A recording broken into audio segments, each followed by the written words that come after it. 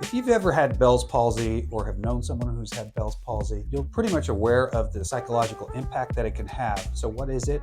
It's basically an unknown condition that happens whereby one day you wake up and the entire side of your face is paralyzed and drooping. It's quite disconcerting, and people often will rush to the emergency room and thinking they have a stroke or something else going on. And I think one of the problems that I've found over the years is that people often get bad advice early on when it comes to Bell's palsy. In general, whenever you get this condition, if you wake up one day and you have a sharp pain behind your ear or on that side of the face, and all of a sudden you can't move your lip or your eye is having trouble blinking, then you need to seek treatment. So the first thing you do is obviously go to the emergency room or get treatment from your primary care doc. You want to rule out the really critical things. What are those? Things like a stroke, a tumor, or something else that might cause that type of paralysis. Is important to note if you have that or not. Usually, in otherwise healthy people, that's not the case. What's really happening is that there's an inflammation of the nerve. We don't know why that is, but it's often associated with some sort of a viral condition like the common cold or even the flu. And in recent years, COVID. So that has popped up on the scene as well.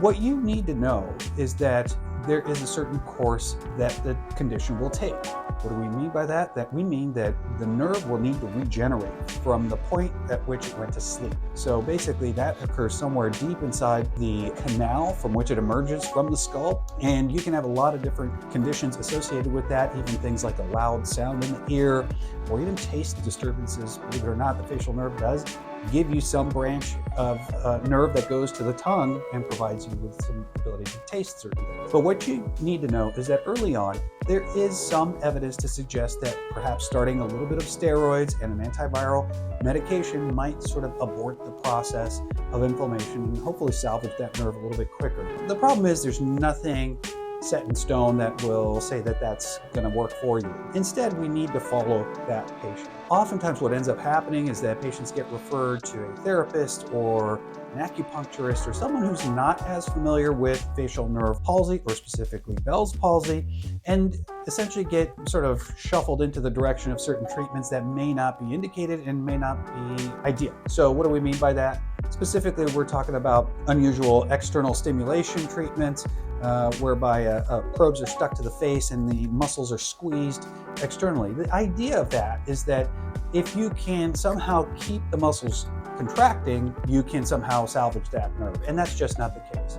The impulse must always come from the brain and through the facial nerve and into the muscles. That's just the normal pathway of nerve stimulation when it comes to the facial nerve.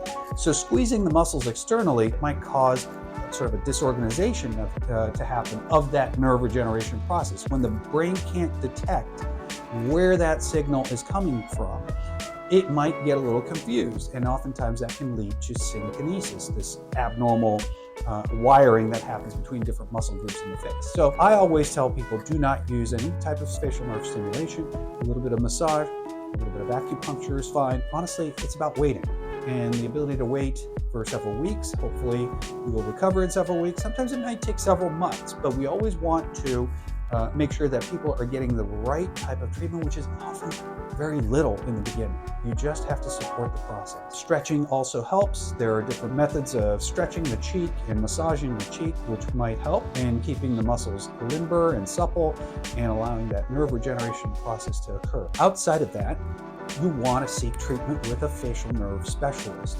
Why? Well, not everyone recovers, and it's important to know that. If you're not going to recover, then the only way you're going to know is what's the trajectory of improvement? Do you sort of stall out after 3 months? What is the sort of the algorithm in place in terms of when do you get treatment, either in the form of surgery or Botox or all of the above? The answer to that is only provided by a facial nerve specialist, someone who's experienced in the process of facial nerve treatments or surgical interventions, and those could be multiple things in terms of gaining better control, earlier return of muscle function, so on and so forth. So it's very important to seek the counsel of a facial nerve specialist, and I can't stress that enough. Oftentimes patients might hear from their doctors is, oh, just give it a year, give it 2 years if you need to. There's nothing that can be done, and therefore you just need to wait it out. That could not be worse advice to give a patient. There are things you can do. And it's important that the facial nerve doctor is involved in that treatment and not sort of bypassed throughout this process just because you're sort of waiting around for this nerve to recover. So it's a lot that goes into it. If you've been affected with Bell's palsy, or if you know someone who is currently affected with it and might need a little bit of better advice on this, please give us a call. Let us know what's going on. We'll be happy to see you in the office.